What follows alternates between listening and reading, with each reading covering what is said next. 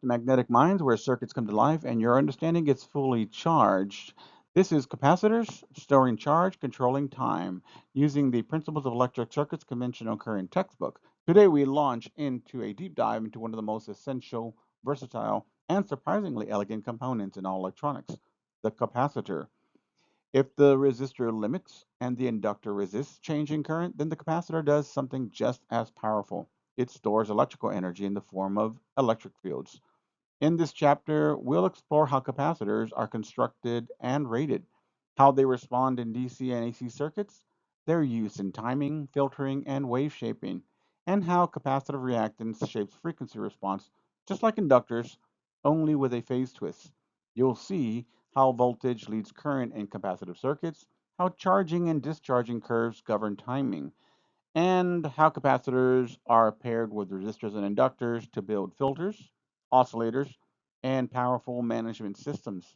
From tiny ceramic chips on circuit boards to massive electrolytic cans in power supplies, capacitors are everywhere. And once you understand how they behave, you unlock control over both energy storage and signal flow. This isn't just about theory, it's about timing, control, and energy. I'm Professor Vasquez, and it's time to get charged up. Is a capacitor? Before we can understand how capacitors behave in circuits, how they charge, discharge, and shape waveforms, we need to start at the core. What exactly is a capacitor? In its simplest form, a capacitor is made up of just three elements: a conductor on one side, a second conductor on the other, and an insulating material called a dielectric in between. That's it. No moving parts, no polarity for the most types, and yet it plays one of the most powerful roles in electronics. And here's how it works. When a voltage is applied, electrons build up on one plate. They can't pass through the electric or the dielectric, but they create an electric field, and that field pulls or repels charges on the opposite plate. The result, charge is stored, ready to be released when the circuit calls for it. This ability to store electric charge is what we call capacitance, and it's measured in a unit called farads, denoted by F. And why is this important? Well, because capacitors store and release energy instantly. They filter out noise, they block DC, they pass AC, they shape signals in ways that resistors and inductors simply can't. They're also used for timing, tuning, smoothing power supplies, and they can also couple and decouple signals. So just remember this: a capacitor doesn't stop current; it just delays it, it conditions it, and temporarily holds it like a bucket for charge. Charging process. What happens first? So now that we've seen how a capacitor is physically constructed, let's zoom in on what happens when it first connects to a power source. So here in slide 3, this marks the starting point. The capacitor is uncharged. Think of this as an electric blank state. At this particular moment, both plates have no net charge difference. There's no electric field. The dielectric has not yet been polarized, and if you were to measure voltage across terminals A and B, you'd get 0 volts. So what happens next? As soon as a DC source is connected, electrons begin moving toward plate B. The same number of electrons are removed from plate A, not through the dielectric, but through the external circuit. And this separation of charge creates an electric field, a voltage difference across those plates. And this begins the process of energy storage in the electric field of the dielectric. And so the thing to remember here is a capacitor doesn't fill up with current. It builds voltage by accumulating charge imbalance. So at this stage, no energy has been stored yet, but it's about to begin. A capacitor, right? The current flows, the field builds. So now we watch a capacitor come to life. In this stage of the charging process, we've connected a DC voltage source and electrons are beginning to move. This is a moment of action. So let's trace what's happening. Electrons flow from the negative terminal to the voltage source. They move through the resistor and begin accumulating on plate B. Simultaneously, electrons are pulled off plate A toward the positive terminal of the source. So while current is flowing through the external circuit, no electrons are crossing the dielectric inside the capacitor. So what's the result? Positive A becomes positively charged, positive plate B becomes negatively charged, This produces an electric field that develops across that dielectric. You have a voltage across the capacitor and it begins to rise. And why is this important? So, even though the capacitor itself is just a static two-plate system, it's behaving like an energy sponge. It soaks up the charge while resisting changes in voltage.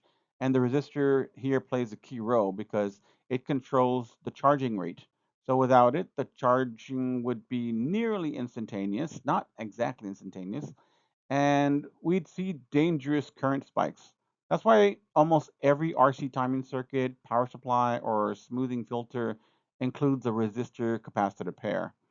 There's a tip to take away from this. While current is flowing during charging, it's not constant. It starts high, then exponentially decays as the voltage across the capacitor increases. Charge capacitor, no more current, all energy stored. So here we are, the end of the charging curve. At this stage, the capacitor is fully charged, but what does that really mean? So let's go ahead and break that down. As the charging process completes, electrons have already accumulated on plate B. Plate A is missing those same number of electrons, leaving a positive net charge. A strong electric field has now formed across that dielectric, but more importantly, the voltage across the capacitor, V sub C, has risen to equal the supply voltage, V sub S. So as a result, no current flows in the circuit anymore. What's happening at this point is the resistor still sits in the circuit, but it has no voltage across it, and so no current passes through it. You can think of the capacitor like an open switch now. It's resisting any further flow because the voltage across it perfectly balances the battery's voltage. And the energy, you ask, it's now completely stored in the electric field of the dielectric. Again, remember, we're talking about ideal here, and we'll get into practical later. The thing to remember is a fully charged capacitor acts like an open circuit in DC. Voltage stays constant, current drops to zero, but the capacitor holds energy ready to discharge when the circuit changes. Energy, the capacitor as a temporary power source. So we've talked through charging a capacitor from uncharged to charging to fully charged. In this final stage of the process, the source is removed, but the energy isn't gone. It's sitting right there and it's just waiting. When you disconnect the supply, there's no current flowing in or out, but the voltage across the plates remains. The electric field inside the dielectric is still strong, and this is what we mean when we say a capacitor has stored energy. The energy is trapped between the plates in the form of an electric field. And this is what makes it powerful. A charged capacitor acts like a temporary battery. It can supply voltage to a circuit, it can discharge through a resistor or a load, it can maintain signal integrity during brief power interruptions, and it delivers bursts of current where batteries might be too slow. You'll find this exact behavior used in things like camera flashes, if you remember camera flashes, timing relays, memory backup systems, and filtering in power supply circuits. One key takeaway is that once charged, a capacitor is not just a passive component. It becomes an active energy holder able to give back what it stored. And this sets the stage for understanding how capacitors release energy through discharging and how that process is governed by the time constant. And there's a little safety tip here. Just because you see a circuit that's been disconnected from the power supply, you have capacitors there that could still be holding energy if they've not been discharged. And if you accidentally touch a circuit board capacitor, thinking that there's no energy stored, the capacitor is storing energy, and that energy can go right through you. So be careful. In dielectric strength, how much can your capacitor handle? So we've discussed how capacitors store energy, but now we ask an equally important question. How much voltage can a capacitor handle before it physically breaks down? And that's where the dielectric strength comes in. Every dielectric material, whether it's air, ceramic, mica, or glass, has a maximum electric field that it can withstand before it becomes conductive. And this breakdown point is called the dielectric strength, and it's measured in volts per mil, and where 1 mil is equal to 0.001 inches. So if the electric field exceeds this rating, the dielectric fails. The capacitor may short, or it can arc, or it can even explode in high energy situations. So we've all had capacitors explode on us, so I can tell you stories. So look at the table here on the slide. Air can handle only 80 volts per mil. Ceramic and oil, they go higher into the hundreds, but glass, mica, and Teflon, these are the champions, right? They handle up to 1500 to 2000 volts per mil. And these materials are used in precision capacitors, RF circuits, and high voltage applications. This is important because the dielectric strength limits how much voltage you can apply across the capacitor, the real world limitations. The thinner the dielectric, the greater the capacitance, but also the lower the breakdown voltage. So designers must balance capacitance and safety. And this is why high voltage capacitors are often physically larger, oil filled, or use high strength materials like glass or mica. A good takeaway here is that capacitance tells you how much energy can be stored. Dielectric strength tells you how safely it can be stored. Let's define how much can you store. So at this point, you know what a capacitor does. It stores energy in an electric field. But how do we measure how much it can store? That's what capacitance is all about. So by definition, capacitance, denoted by C, is the ratio of charge, which is Q, to voltage, which is V. And we measure this in a unit called farads, which is denoted by F. The core formula is C is equal to Q divided by V. We can also rearrange it to give us something practical, like Q is equal to C times V. And this tells us that the amount of charge a capacitor can hold is directly proportional to the capacitance of the device and the voltage applied across it. Let's look at the quick example here on the slide. You have a 22 microfarad capacitor across a 10-volt source. So let's just go ahead and plug in the numbers. Q is equal to 22 times 10 to the negative 6 farads times 10 volts. And that gives us 220 times 10 to the negative 6 uh, coulombs, or 220 microcoulombs, right, in engineering notation. And so that means that the capacitor stores 220 microcoulombs of charge. A good insight for this slide, or a good big takeaway, is a larger C stores more charge at the same voltage. A higher V voltage stores more charge on the same capacitor, and the energy stored grows with both. Rubber bands and charge, a capacitance analogy, the famous rubber band analogy. Let's make this idea of capacitance more intuitive, like with a physical analogy. So imagine you have a jar full of rubber bands, and this jar is your capacitor, and the rubber bands represents charge, Q, right? Now think about two ways to fit more rubber bands inside. You can use a larger jar, or you can push harder, right? So this is exactly what happens in a capacitor. A larger capacitance, denoted by C, will hold more charge, or increasing the voltage by pushing more charge in will hold more charge, like shoving more band-aids, rubber bands in there. And that's where it aligns with the equation Q is equal to C times V. And it makes perfect sense in this particular analogy, and let's try to interpret that. If you double the capacitance, you double the charge the jar can hold at the same voltage. If you double the voltage, you're pushing the same number of rubber bands in harder, increasing the density of the stored energy. This analogy could help you understand why higher voltage capacitors need stronger dielectric materials, why larger value capacitors tend to be physically larger or bigger, and how both capacitance and voltage contribute to energy storage in the capacitor. Energy in an electric field, the capacitor's true power. At last, we arrive at one of the most practical and powerful equations in this chapter, the energy stored in the capacitor. This is where capacitance becomes more than a ratio. It becomes potential, power, and even protection. Energy in the capacitor is stored in the electric field between its plates, and the energy is given by the equation W is equal to 1 half C times V squared, where W is equal to energy in joules, C is capacitance in farads, and V is voltage across the plate in volts. What this means is that the energy grows linearly with capacitance, but grows quadratically with voltage. You double the voltage, you quadruple the energy. That's why high voltage capacitors are used in camera flashes. Defibrillators is something I know about very well. Pulse forming networks, uh, and something you might be interested in, railguns and coil gun experiments in physics, or like in the U.S. Navy. They actually use railguns. It'd be nice to look at one of those. So let's look at the example we have here in the slide.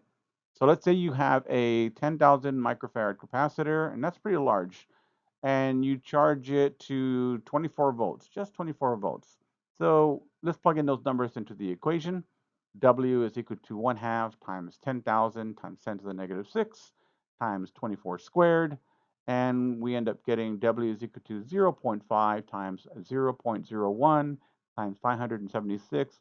We end up getting 2.88 joules. Uh, that's enough to blink a light, maybe trigger a flash, or if discharged quickly, it could burn out your component. And you might burn out some components in your lab. That's okay. That's why we got them here for you to learn. Um, in fact, if you burn out a capacitor, it's a great learning moment. You can go back and figure out what did you do and what happened. So a capacitor is not just a timing device. It's a temporary energy tank. It charges, stores, and then when it's called upon, it delivers. Now, again, right now we're talking about ideal components, ideal capacitors that hold storage energy indefinitely. They don't leak, but they all leak. So we'll talk about that when we talk about practical components. Controls capacitance. It's geometry, material, and distance. Right? So now that you know what capacitance is and how it behaves, let's explore where it comes from physically. So what actually determines the value of a capacitor? And on this slide, we see the formula for capacitance. The capacitance of a basic parallel plate capacitor is given by the formula C is equal to epsilon naught times epsilon sub r times A divided by D. Again, C is equal to capacitance in farads. Epsilon naught is the permittivity of free space. And we know that constant, which is 8.85 times 10 to the negative 12 farads per meter. Epsilon sub r is the relative permittivity, which is the dielectric constant. A is going to be equal to the plate area in meters squared, and D is the distance between the plates in meters. This equation is a blend of material science and geometry. Let's unpack it a little further. So capacitance increases with what? With higher E sub r, right? With relative permittivity. It gives, in other words, you're looking for better dielectric material. It can also increase with larger plate area, so more space for field lines. Capacitance decreases with larger distance between the plates, because distance is in the denominator. And that means that a good capacitor uses a high epsilon sub r, like ceramic, glass, or mica, has white plates packed very close together, and this explains why small surface mount capacitors still pack a punch, right? They use thin films and stacked plates. High voltage capacitors tend to be very large. They require great plate separation, and that's used to avoid dielectric breakdown. Epsilon sub r, the power of the dielectric. So what makes one capacitor better than another? Often it's the dielectric material. And the number that tells us how good that dielectric is called epsilon sub r, or the relative permittivity. And so we're going to define it. Epsilon sub r, right, measures how well a material supports an electric field compared to a vacuum. So for a vacuum, epsilon sub r is going to be equal to 1 by definition. So the higher the epsilon sub r, the more flux the dielectric can hold, and the more charge a capacitor can store for a given voltage. Looking at the table here in the slide, air is our baseline epsilon sub r, which is equal to 1. Teflon and paper, they're decent insulators, right? That's between 2 and 5. Glass is stronger, around 7.5, but the one that really stands out is ceramic, with an epsilon sub r, or permittivity, excuse me, of 1200. That's why ceramic capacitors are widely used. They offer high capacitance and a very small size. Super hard to read the markings on those things, so a good set of eyes is important. And this matters because if you increase the relative permittivity, the epsilon sub r, this lets you increase capacitance without making the capacitor physically larger. It allows designers to create compact, high performance capacitors for phones, computers, high frequency systems. It also affects frequency responses and again thermal stability. Choosing the right dielectric is like it's like choosing the right engine. It determines how much energy the system can hold and how it performs under pressure. Capacitance by design, putting it all together. Now, before I go further, like a lot of this stuff is very important if you ever work in a company that actually manufactures capacitors. It's important to understand how these things work, but when you're designing, again, it's important to know what capacitor to choose. Um, so let's apply the full formula and calculate a real capacitance based on geometry and material. The example here ties together everything we've learned so far. And the problem goes as follows. You've got a circular sensor. It's 4.0 centimeters in diameter, immersed in oil. So we know the relative permittivity, the E sub r, is equal to 4. The plates are separated by 0.25 millimeters, and we want to know what the capacitance is. Remember, we got to convert these things, these distances to meters. So step by step, let's use a formula. C for capacitance is equal to epsilon times epsilon sub r times A, all divided by D. First, calculate the plate area. So again, I'm saying this one first because remember to convert your distances to meters. So the radius being 2 centimeters, we can convert that to 0.02 meters. And then the area is equal to pi r squared, so we can just plug that in. Pi is equal to 0.02 squared, and that gives us 1.26 times 10 to the negative 3 meters squared. The distance is given as 0.25 millimeters. That equals 0.25 times 10 to the negative 3 meters. And then we just plug in these numbers, right? C is equal to 8.85 times 10 to the negative 12 farads per meter. We're going to multiply that by 4.0 times 1.26 times 10 to the third. All of that divided by 0.25 times 10 to the negative 3. And we end up with the value of C capacitance being equal to, or approximately equal to, 178 picofarads. And what this shows is that the larger plate area increases capacitance, smaller distance between plates increases capacitance, higher relative permittivity, right, E sub r, or epsilon sub r, from the dielectric increases capacitance. And this design concept is critical for things like sensor design in capacitive touch or fluid field sensors, in RF tuning, also in precision energy storage where every picofarad counts. Capacitors. When you need stability under stress, we're starting our tour of real-world capacitor types. And first up is one of the most precise and rugged capacitor designs in electronics, which is the mica capacitor. Let's talk about what makes it so special. Mica capacitors are built using alternating layers of metal foil and mica sheets. They're stacked and sealed in a compact case, and the result is a small capacitor with a high working voltage. The working voltage is key here. It's the maximum DC or AC voltage capacitor can withstand without breaking down. And when I say breaking down, I mean without blowing up, without burning up, without disintegrating. It doesn't disintegrate. It actually just blows out. I've seen them. So mica's strong dielectric properties, excuse me, not electric. Mica's dielectric properties, if you pair that with the foil construction, uh, what happens is you get a capacitor that can tolerate hundreds to thousands of volts, okay, but also still depending on the size. And so why would we choose mica, or where would we choose mica as an application? When you're dealing with high voltage ratings, if you want excellent temperature stability, or very low loss at high frequencies, they're good for switching. If you require minimal change in capacitance over time, because of this, microcapacitors are found in precision RF circuits, oscillators, military and aerospace electronics, anywhere that long-term accuracy and high reliability are essential. So if you ever see a small orange capacitor tucked near a crystal oscillator or an RF amplifier, chances are it's mica, keeping everything on frequency, on time, and within voltage limits. Ceramic disc capacitors, the compact workhorse of the circuit world. So next up in our exploration of capacitor types is the ceramic disc capacitor. This is perhaps the most common and widely used type in modern electronics. If you've ever cracked open a circuit board, you've seen these little round discs, and they're everywhere.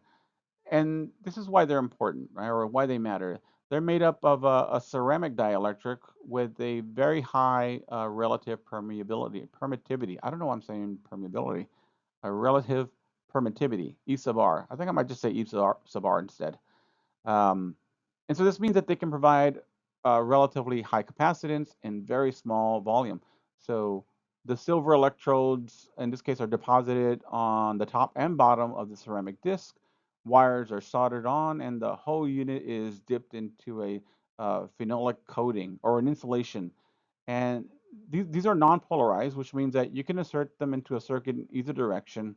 And they're very useful because one, they're cheap, they're compact, they're available in pico to microfarad ranges, and they're ideal for high frequency and bypass applications. So ceramic capacitors, you can use these or you'll find these in oscillators, power rails for decoupling, sensor filters, even smartphones, laptops, and medical devices, especially medical devices. Again, that's my forte. Uh, they've essentially replaced the paper capacitors in most applications.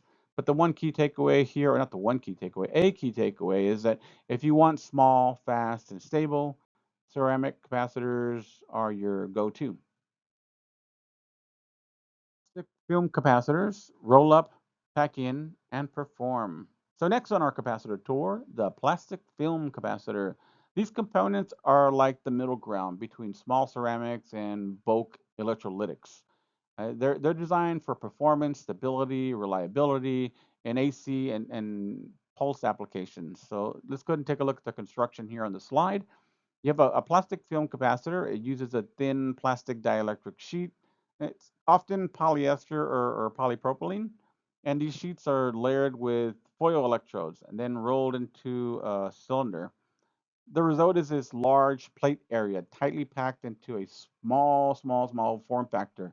They're non-polarized, so again, they also work in both AC and DC circuits, and thanks to their construction, they can offer relatively high capacitance, good insulation resistance. They have a low ESR, which is the equivalent series resistance. And why would we use plastic film capacitors? Well, they have better stability than ceramics. They can handle higher ripple currents, and they're ideal for situations like, or designs, not situations, designs for like audio circuits, switching power supplies, and timing circuits. They can be used for signal coupling and decoupling, where you want like a flat, reliable behavior. And they're used in appliance motors. They can also be used for fluorescent lighting ballast, and they're often used for power factor correction, if you remember power factor. And the one takeaway here is that, again, not the one takeaway, but a takeaway out of this slide would be that plastic film capacitors, they roll up performance and consistency into one package. And it does make them the go-to for analog reliability. Capacitors when you need big storage in small packages. So now we move into the heavyweight division of capacitors, and that is the electrolytics, right? So if ceramic and micro are about precision, electrolytics are about bulk charge capacity. And they do that very, very well. Electrolytic capacitors are typically made using an aluminum or tantalum anode, a thin oxide layer as a dielectric, and a liquid or solid electrolyte as the second electrode. And they come in two main types: the aluminum electrolytics, or aluminium, I like to say that, or the tantalum electrolytics, T sub A, like, the element T sub A. And again, aluminum, A sub L. And they both have one important limitation though. They're polarized. So they must be connected with the correct polarity. And they have markings on them as well, so you know which way to put them on, directly, just by visually looking at them. But if you connect them backwards, and I did that once because I wasn't paying attention, You risk leakage, current, heating, or catastrophic failure, and that's what the symbol for electrolytics. It clearly shows a plus and a minus. I'll tell you what happened with the electrolytic that I used. I put it in backwards, started it, and turned on the power. And what happens is that the oil overheated and it just popped out. It didn't make an explosion. It's just like a little pop, like a little sound. But that oil vaporized and I inhaled it. So just be careful. Just be careful. I was standing at the wrong place and I did the wrong thing. And so, yeah, I wasn't paying attention. So why do we use them? Um, they're they can have very high capacitance values, and this will be up to thousands of microfarads. They're still compact, even though they're larger than the other ones, but they're compact enough for the amount of charge that they store.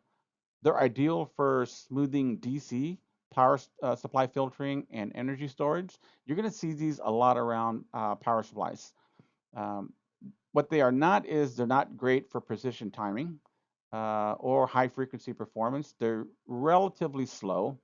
They also exhibit more leakage, less stability, and they have a limited lifespan.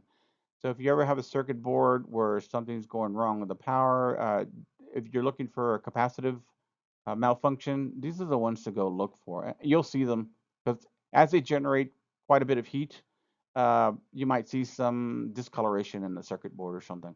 But you'll see it visibly that they're warped or swollen or blown, and so you can physically look at them and tell, for the most part, that where the culprit is.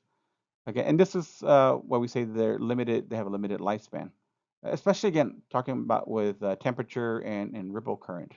And one thing you might want to take away from this is that when your circuit needs capacitance but not precision, you can use electrolytic capacitors, and these are your go-to. And you'll definitely see these in power regulation circuits. Variable capacitors. Dial it in, tune it right. So wrapping up our capacitor types, let's go ahead and talk about a component that doesn't just hold a charge, but it adapts on command. And that's the variable capacitor. This is where capacitance becomes adjustable or tunable, and you can make it precise, whether by a hand knob or a screwdriver or some electric signal. And this is how it works.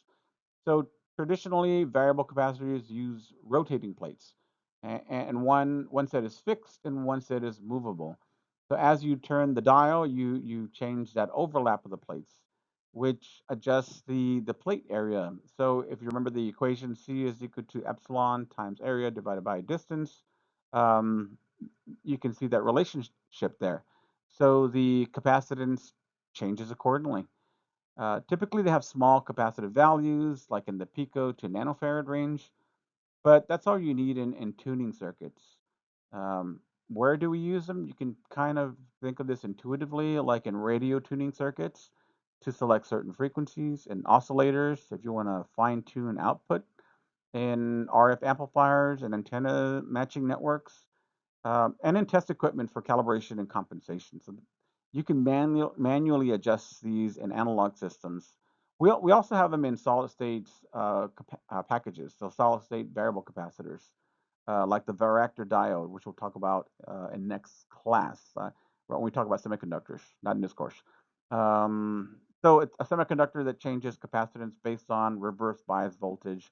It's okay if you don't know what that is right now. We'll talk about it in one of our future courses, not in one of our future lectures. And the big idea here is that, like, what's the big idea? A variable capacitor gives you control, whether analog or electronic, over how your circuit responds to signals, or how they respond to frequency and timing. So the next time you twist a turning knob or adjust a filter, remember that behind the scenes you have this tiny capacitor that's changing its shape physically, and that's changing the game. Reading capacitor labels, yes, it's a code. So if you've ever looked at a tiny capacitor and wondered what does 0.022 or 47 capital M capital F actually mean, this is a slide that you've been waiting for. Let's learn how to read capacitor values for your part number literacy of your career. And again, it takes a little bit of detective work, and I'm going to show you how to decode it here. So let's start off with some small capacitors, especially the ceramics and the films. They'll show you values like 0.001 or zero point zero 0.01, and these are in microfarads, right? Little, the microfarad. You can also see zero point zero zero 0.001, and this is going to be equal to 1,000 picofarads, or zero point zero 0.01, which is equal to 10,000 picofarads, or 0.022, which is equal to 22,000 picofarads, or 22 nanofarads. In your lab, you may be asked to pick a capacitor, and they may give you the value in one or the other, like 22 nanofarads or 22,000 picofarads. You got to know that it's the same thing, and so when you see it in the bin, you know what you're looking for. You're also going to see some letters like a capital M or a capital K. Those are tolerance letters. Color bands that used to exist on some older type capacitors. Or you might see a three-digit code like 104, and that means 10 times 10 to the negative 4. So you see how we have 10 and the 4? 104? That's not 104. The first two digits tell you the number, and the third digit tells you the exponent. So 10 times 10 to the fourth, and it's in picofarads. So 10 times 10 to the fourth picofarads. Again, you can convert that, move the decimal around to nano, and that will be 100 nanofarads.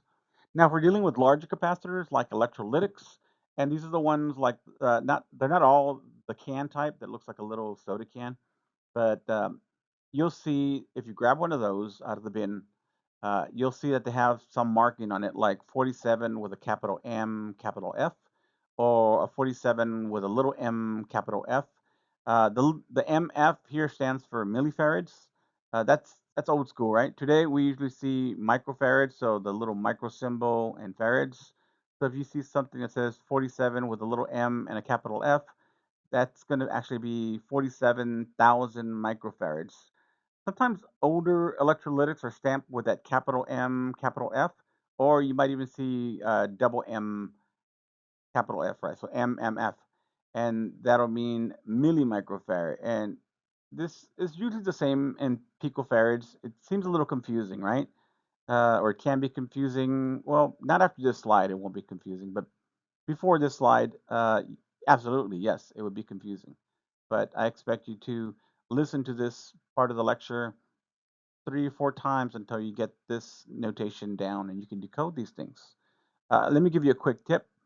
Modern parts, they favor the microfarad, nanofarad, or picofarad. So being labeled with the little micro sign in F, or the little nanos N, capital F, or the P sign F for the value, the prefix correspondingly, right? The older parts, they can use uh, MF or the capital MF. I have some in the lab with that marking, the capital MF, and what this tells you is that well, you have to look at the thing in context, right?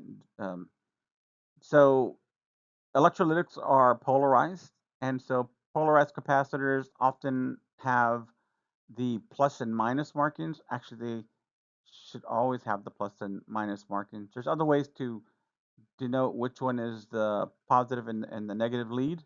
It could be by the length of the actual the lead itself, right?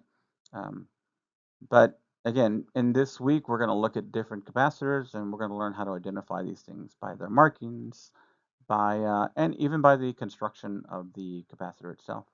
And something to take away out of this slide, one key takeaway is read the number, uh, know the units, and then check for polarity if it's a polarized cap, like an electrolytic.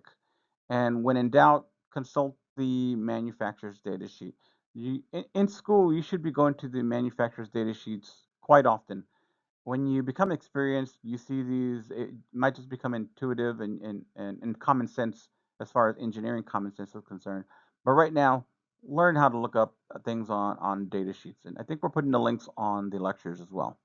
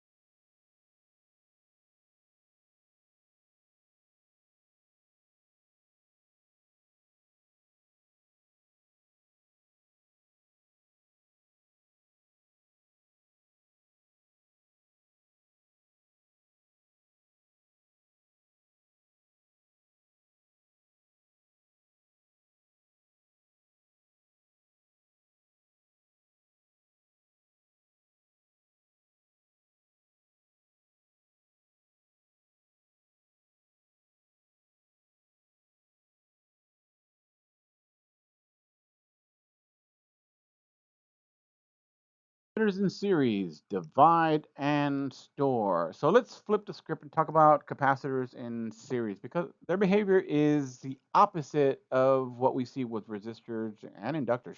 So when resistors are in series, their resistances add, if you can remember that. Same thing with inductors. But when capacitors are in series, their total capacitance shrinks. And the key formula for series capacitance is similar to that of the parallel resistors. So 1 over C total, right, is equal to 1 over C1 plus 1 over C2 plus 1 over C3 plus, dot, dot, dot to 1 over C to the n. For just two capacitors, it's the same thing we did with resistors. So you can use that handy product over sum shortcut. So if it's just two capacitors that are in series, C sub t is equal to C1 times C2 divided by C1 plus C2. So why why does the total go down physically? So let's think of it like this. In series, the voltage divides across capacitors, but the charge Q is the same on all capacitors when it's in series. That's a quick tip for one of your quiz questions. And the system behaves like a single capacitor with more distance between the plates. So remember, capacitance is inversely related to distance. So if you combine capacitors in series, it's like stretching out the gap between plates and it lowers the capacitance. And this has real world applications. So series connections are used to increase voltage handling, matching capacitance values across channels, or it's a workaround for voltage limitations on individual capacitors. So just keep in mind that the total is always less than the smallest capacitor in the chain. It follows that same mathematical principle that we followed with resistors and inductors when they are in parallel, but in this case, it's capacitors when they are in series. So a series capacitor example, smaller and smaller. So let's apply what we just learned about capacitors in series and watch how the math plays out in the real world. The math, you've seen this before. You're going to be very, very familiar with this. That's going to be new. We're just applying this math to capacitors in series the way we did resistors in parallel. So they give us that we have a capacitor, which is 0.001 microfarad. Again, that's also 1,000 picofarads. That's the equivalent. They're connected, that's connected in series with an 800 picofarad capacitor. And so it's just two capacitors, and we can use the product over sum rule. So C sub t is equal to 1,000 times 800 divided by 1,000 plus 800, and that's going to give us 444. Remember, they're pico, so this is going to be 444 picofarads total. And just note that that's less than either capacitor in the pair. Just again, go back to how we did resistors and total resistance and parallel. So the same rule applies. Now, what if we had a third capacitor? So you connect another 0.001 microfarad. Again, that would be the same as 1,000 picofarad in series with these other two. Now you're combining three. So you got a 1,000 picofarad, 800 picofarad, and another 1,000 picofarad. And so if we use the general rule, 1 over C sub t is equal to 1 over 1,000 plus 1 over 800. Now the third one, 1 over 1,000. The total works out to about 308 picofarads. Again, lower still than the smallest capacitor there. And a good takeaway here is that each capacitor adds resistance to charge flow, and the total storage ability just starts shrinking and shrinking. So if you're trying to increase voltage handling, but can tolerate less total capacitance, a series configuration works great. But if you're looking for bulk charge storage, this is not the way to go. Capacitors in parallel, stack the plates, build the charge. So let's balance out what we saw with series capacitors and now talk about capacitors in parallel. And here the behavior flips. In a parallel connection, the total capacitance increases. In fact, it's as simple as just adding the values together. So the rule here is C sub t, or that total capacitance, is going to be equal to C sub 1 plus C sub 2 plus C sub 3. In other words, capacitor 1, capacitor 2, capacitor 3, you just add them together. So if we take a 0.001 microfarad capacitor, again, that's 1,000 picofarads, and you connect that in parallel with an 800 picofarad capacitor, the total just becomes the sum of the two. 1,000 plus 800, that's going to be equal to 1,800 picofarads. And why does this happen? This is what students often want to know, because in parallel, each capacitor has the same voltage across it, but they each store their own charge. So you're increasing the total plate area in the circuit, which increases the ability to store charge, just like stacking more shelves in a warehouse. And a good tip here is that parallel capacitors are used to fine-tune total capacitance. They can combine large electrolytic capacitors with small ceramics to balance out rippling filtering and high frequency performance, and also helps spread thermal or physical constraints across multiple parts. And one key takeaway here, or like a bottom line here, is that capacitors in parallel are like batteries in parallel. You get more capacity and you share the voltage across all of them. Capacitor charging in DC circuits, the exponential climb. Let's now see capacitors in action inside a simple DC circuit. So when you close a switch in the resistor capacitor series circuit, or an RC circuit, something fascinating happens. The capacitor doesn't charge instantly, it charges exponentially. And here's what you're looking at. You have a DC source, a V sub S, being applied to the circuit, right? Applying voltage to the circuit. You have the resistor R, which controls the rate of charge, and you have a capacitor denoted by C that begins to store energy. It builds up the voltage across its plates. What does that charging curve even look like? So the voltage across the capacitor, it starts off at zero. It rises quickly at first, and then it starts slowing down as it approaches the final voltage, V sub final. Current through the resistor at the same time starts high when the capacitor is empty because it looks like a short. Then it decays to zero as the capacitor becomes fully charged. It's acting like an open there. And these are mirror images. While voltage rises, current falls. The exponential behavior is defined, not designed, but you can design by a value called the time constant. We've talked about this before. The time constant denoted by the variable tau, the Greek letter tau, but in this case, the time constant is calculated by R times C, as where the time constant for an inductive resistive circuit was L divided by R, right? So don't get these two confused. Tau for a resistive capacitive circuit, purely resistive capacitive, is R times C, or RC time constant. So at 1 tau, one time constant, the capacitor charges to about 63% of its final value. This has not changed from the previous understanding of time constants. And when we get to the fifth time constant, we consider that as fully charged. So it's technically 99 point, 3 something, blah, blah, blah, blah, but it's close enough to be fully charged. The real world insight into this is that capacitors smooth out transitions. They don't like abrupt voltage changes. So in digital systems, power supplies, or audio filters, this gradual behavior makes them really indispensable. Capacitor exponential fade. So previously we charged a capacitor with a DC supply. Uh, Now we're gonna let it go, as in we're gonna let the charge go. So let's walk through what happens when you disconnect the source and you allow a capacitor to discharge through the resistor. So picture this, if you will. You've charged a capacitor. Now you remove the power supply and complete the loop with just R and C, right? Resistance and capacitance. The capacitor becomes an energy source in this scenario. So it pushes current through the resistor. That current and the voltage both decay exponentially. And what do the curves look like? Well, voltage across the capacitor, it starts at V sub initial. It drops rapidly at first and then slowly approaches zero. As where current through the resistor starts off negative, opposite polarity to the charging current, it also decays exponentially to zero. So again, we define the rate of decay with the time constant R times C. Again, where one time constant voltage drops to about 37% of its original value, and after five time constants, or 5 tau, is effectively a discharge capacitor. So the math mirrors the charging process, but this time energy flows out of the capacitor. And one quick insight or tip for this is that capacitors can act like temporary batteries, but only briefly.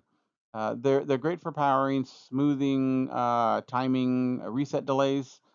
Their behavior in DC circuits just shows how versatile these components are. Even when doing something as simple as turning off a light slowly. In curved currents. So far, we've seen capacitors charge and discharge with a constant DC voltage. But what happens if we bounce that voltage up and down, like with a square wave? So let's find out. So imagine this. Close your eyes. Imagine this. Okay, now open your eyes. We're feeding a square wave into an RC circuit, and that means that the voltage from the source jumps between two values. The capacitor charges up when the voltage is high, then discharges when the voltage drops. So each time the square wave transitions, the capacitor reacts like we saw before with an exponential curve. And here's what each waveform looks like. So we have V sub S, which is the source voltage. That's a perfect square wave. It's got a sharp corners, fast changing. Again, these are ideal. These aren't practical. This is just for you learning in school. So V sub C, the capacitor voltage, that's smooth, round, and has an exponential rise and fall. Um, it's like catching up to the square wave each time it flips. And then we have the other one, V sub R, the resistor voltage. This has a sharp curve that mirrors the current. It spikes when the capacitor begins charging or discharging, and then it decays as the process finishes or the process completes. The current looks exactly like V sub R because current flows through the resistor, and Ohm's law says that V sub R is equal to I times R. And so the current curve is the same shape. You have a decaying exponential every time the voltage changes. Um, a key takeaway would be that when you drive an RC circuit with a square wave, right? Imagine that square wave representing turning on and off a switch. So when you drive it with a square wave, you get rounded curves out of it. And this principle is the foundation for how capacitors shape, how they delay, or how they smooth signals in both analog and digital electronics. Time constants and exponential behavior. So if you're wondering how long it takes a capacitor to charge or discharge, this slide is going to help you figure that out. This is where we introduce the universal exponential curve. It's a powerful visual tool. It helps show how capacitors respond over time. Right? So let's go ahead and look at the time constant first. Remember that the time constant for a resistive capacitive network is R times C, and you'll hear it said RC time constant. So the way it's said pretty much tells you what the formula is. That's the resistance multiplied by the capacitance. It defines how quickly the circuit responds. So at t is equal to 0, charging just begins. At t is equal to 1 tau, the capacitor is about 63% charged. And when t is equal to 5 tau, or 5 time constants, that's considered fully charged. Technically, it's 99 point something, something, something. But we say, okay, that's almost 100. And here's how we read the chart. So at 1 tau is 63% of final value. At 2 tau, it's 86% of final value. At 3 tau, it's 95% of final value. And finally, at 5 tau, it's 99% of final value. And it's just the reverse and the falling. So we're doing the falling exponential or the discharging. At 1 tau, it's equal to 37%. At 2 tau, it's 14%. At 3 tau, it's 5%. And then at 5 tau, it's basically 0. So these two numbers should add up to or be close to 100, right? Or in this case, 99.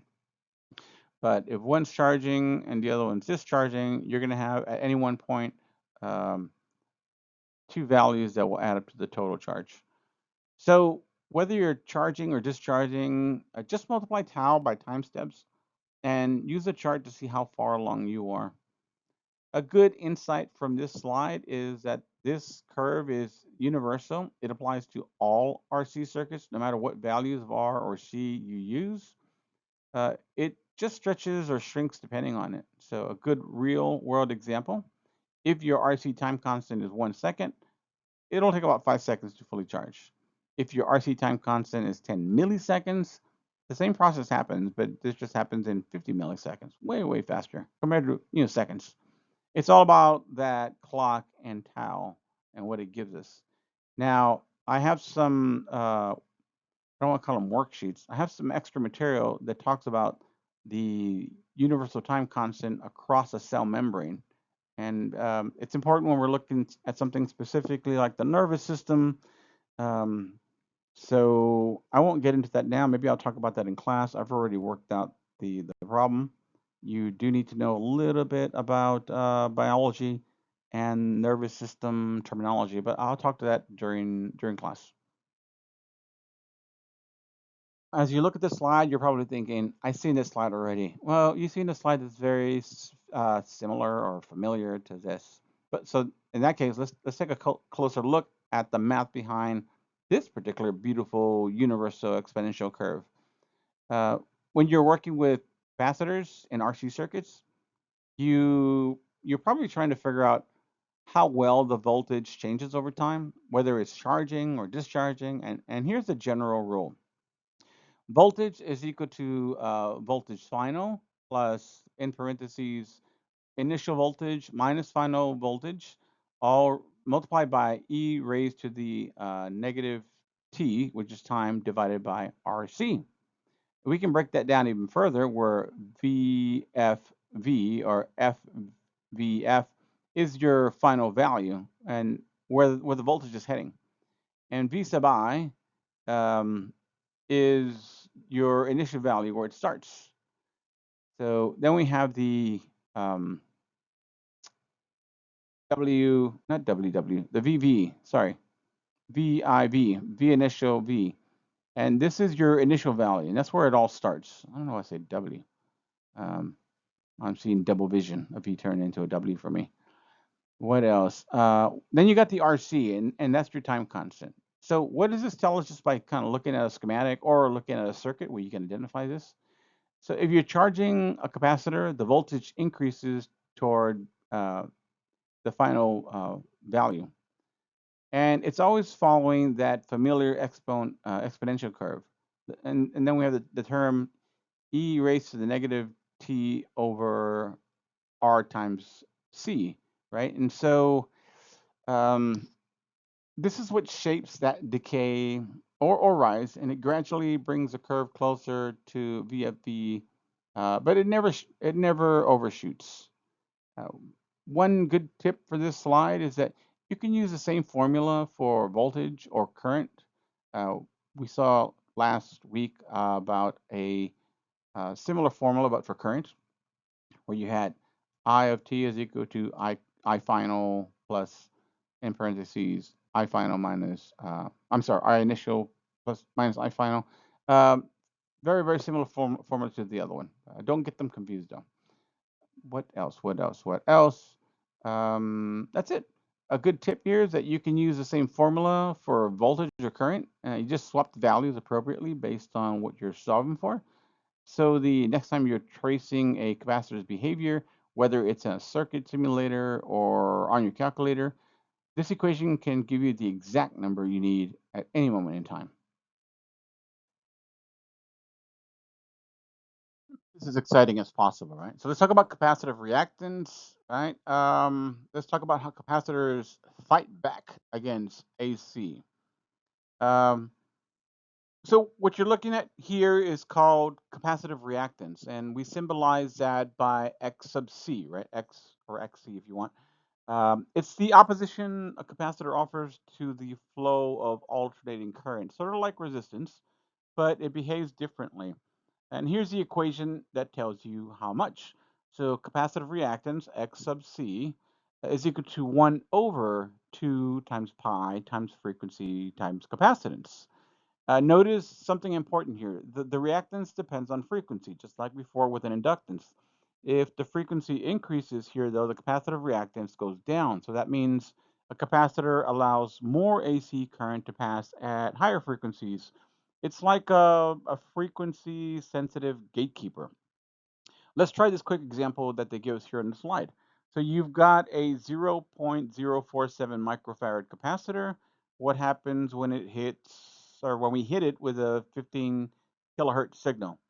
So if we use the formula, we can calculate the reactance, and that's going to give us 226 ohms. So at that particular frequency, the capacitor offers 226 ohms of resistance to AC, right? Not bad. So far, so good. Quick question for you, which I know you're not going to answer because this is a recording.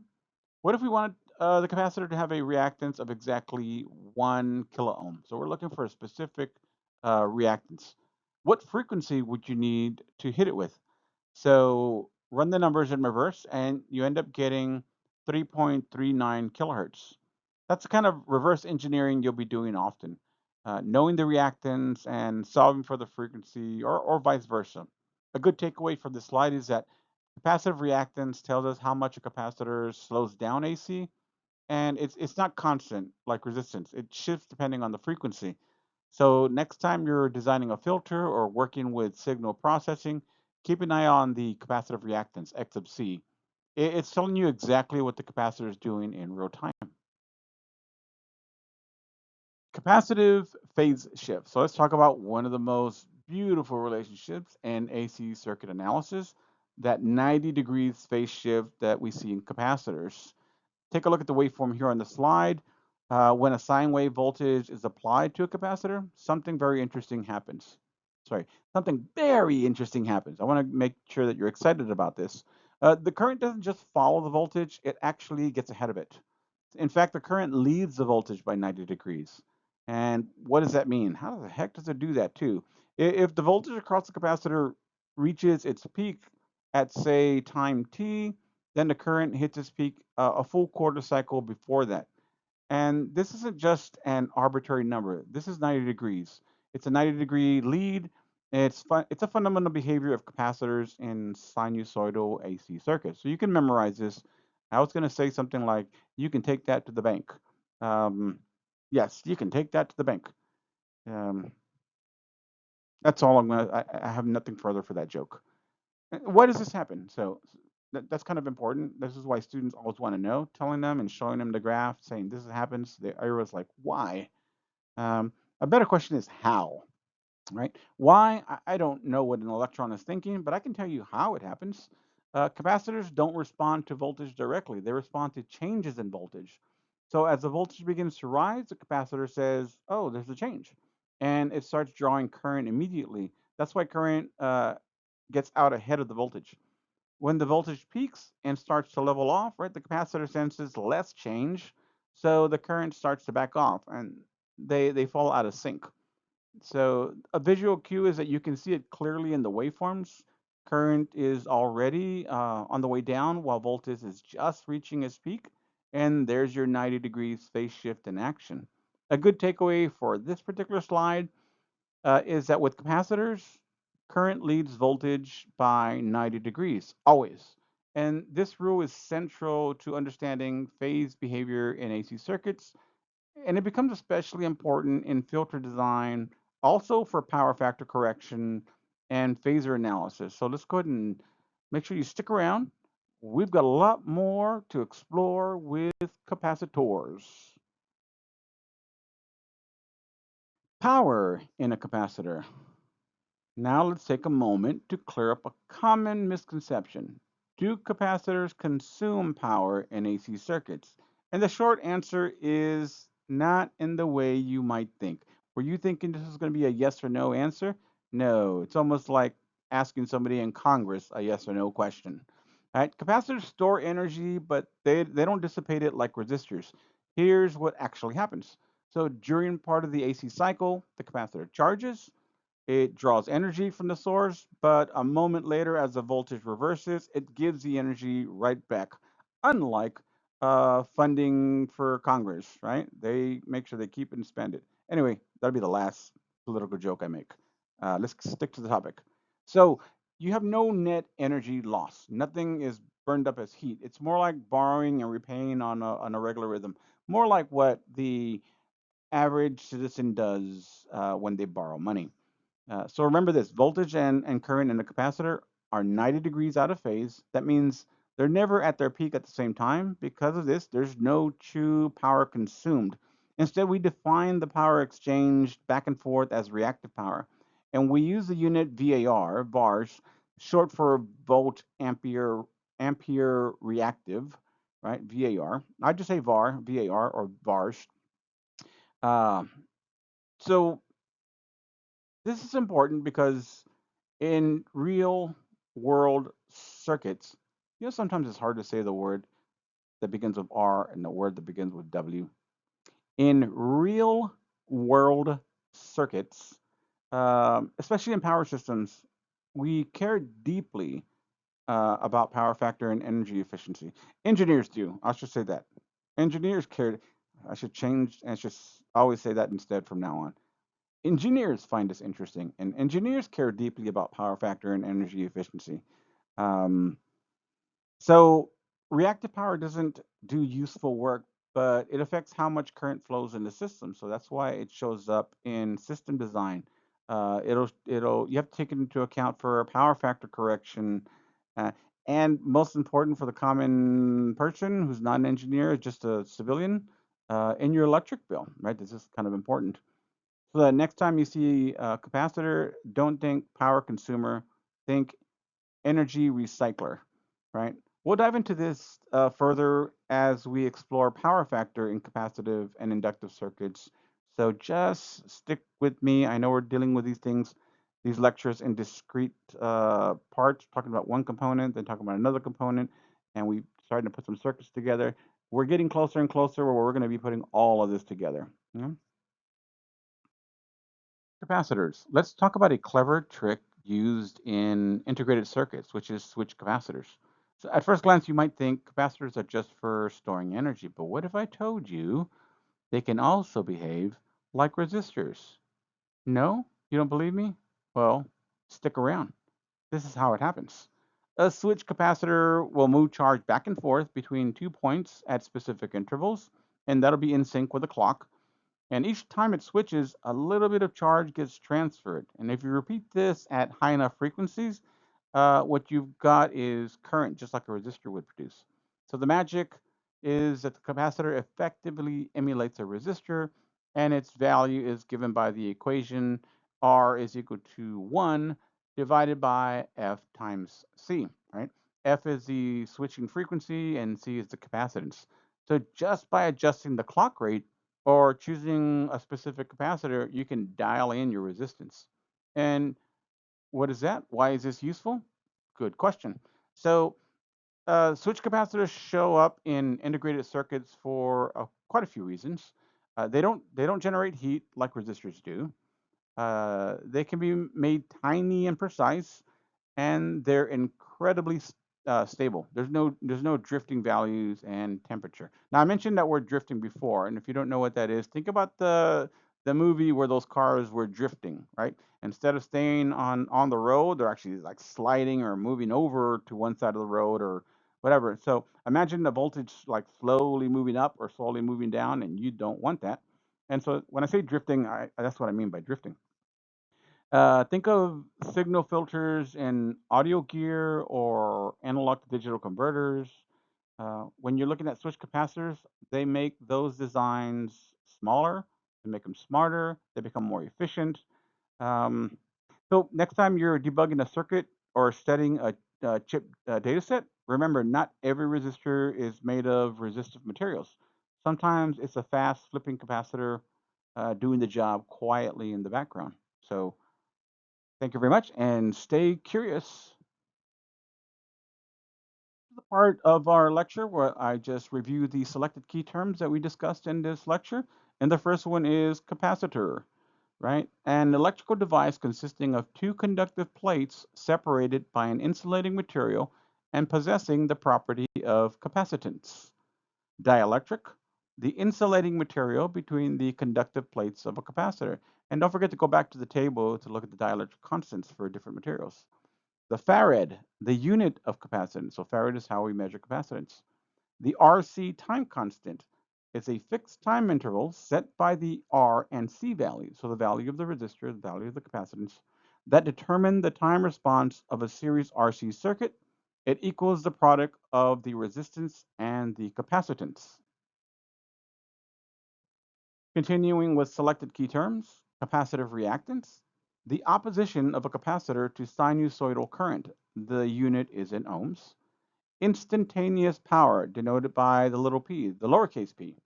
The value of power in a circuit at a given instant in time. And you normally see it like P of t, like P with a parentheses t. True power, right? P with a subscript true, or P maybe with a subscript T. The power that is dissipated in a circuit, usually in the form of heat. Reactive power, P sub R. The rate at which energy is alternately stored and returned to the source by a capacitor, and the unit is in VAR.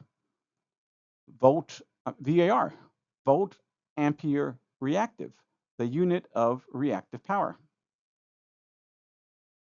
Finally, let's get to our quiz so we can summarize, so we can assess your knowledge of the previous lecture. So quiz question number 1. The capacitance of a capacitor will be larger if what? A, the spacing between the plates is increased. B, air replaces oil as a dielectric. C, the area of the plates is increased. Or D, all of the above. And as usual, go ahead and pause the video now.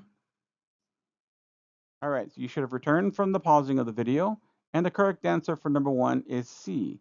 The area of the plates is increased. Go back to the formula if this doesn't make sense. Question number 2. The major advantage of a microcapacitor over the other types is what? A, they have the largest available capacitances. B, their voltage rating is very high. C, they are polarized. Or D, all of the above. Go ahead and pause the video now. Okay, if you return from pausing the video, the correct answer for this one is B, as in beta, or as in boy, or as in bravo. Their voltage rating is very high. Question number 3. Electrolytic capacitors are useful in applications where A, a precise value of capacitance is required. B, a low leakage current is required. C, large capacitance is required. Or D, all of the above. Again, pause the video here for a few seconds. All right, if you're back from this question and you've got the right answer, you should have selected C, large capacitance is required. Number 4, and again, whenever I see these, I double check the calculations to make sure that the right answer is correct and there are no errors in the slide. So this one has been double checked. If a 0.015 microfarad capacitor is in series with a 6800 picofarad capacitor, the total capacitance is what?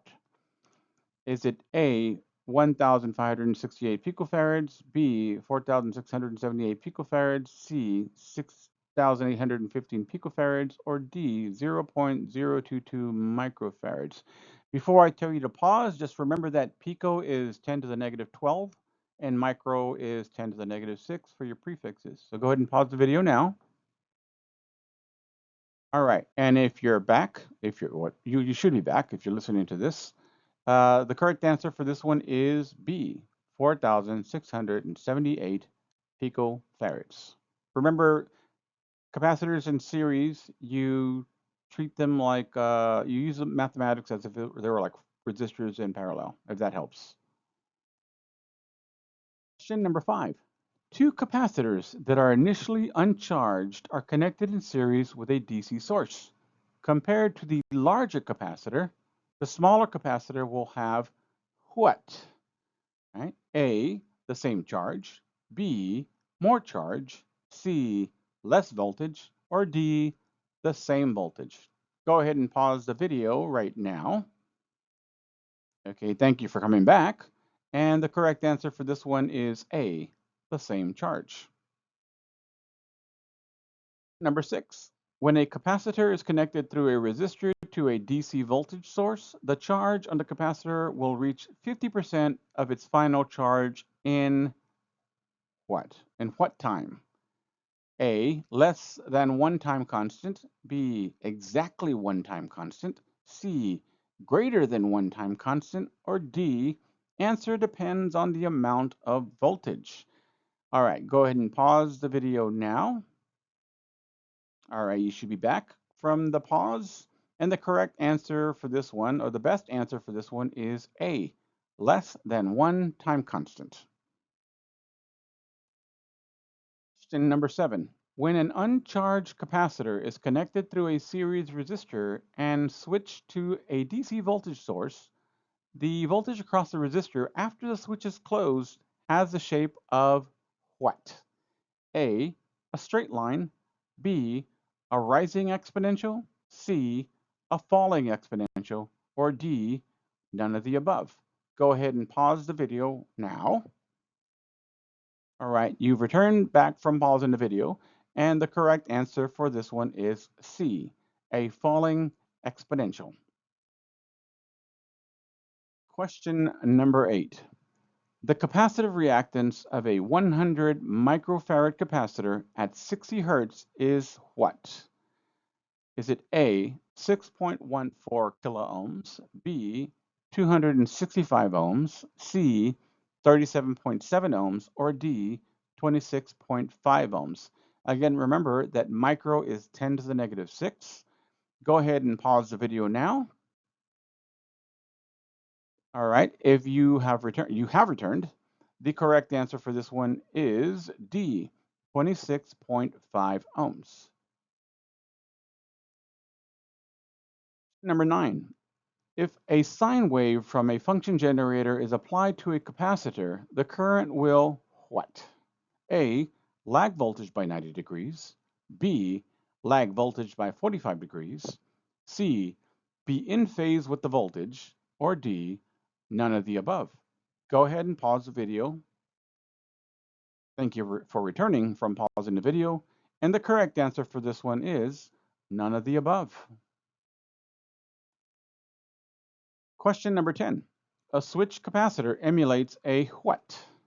A, smaller capacitor, B, larger capacitor, C, a battery, or D, a resistor.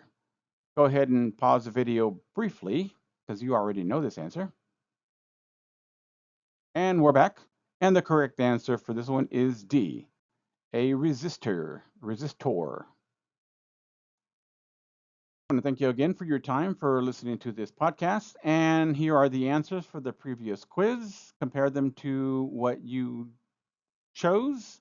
Look at what you got wrong and try to find out why you got it wrong. Ask your instructor, ask the tutor, look at the resources available towards you, ask Google if you want. And then again, thank you very much for your time. I will see you on the next podcast.